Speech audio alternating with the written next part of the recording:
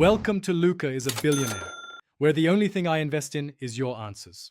In this video, I will explain how to make an egg cheese sandwich at home. First, gather your ingredients.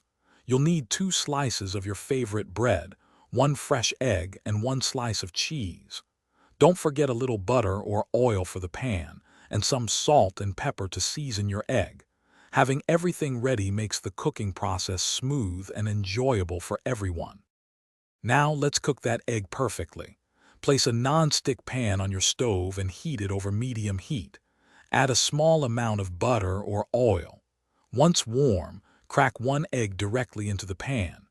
Cook it to your liking, whether you prefer a runny yolk or a firm one. A quick flip ensures even cooking on both sides, creating a delicious foundation. While your egg is cooking, toast your 2 slices of bread to a beautiful golden brown. Once the egg is ready, carefully place it onto 1 slice of your freshly toasted bread. Immediately lay your slice of cheese on top of the warm egg. The residual heat will help the cheese melt perfectly, adding a creamy texture. To finish, place the second slice of toast on top, completing your delicious sandwich. You can cut it in half diagonally or straight across for easier handling and a more appealing presentation.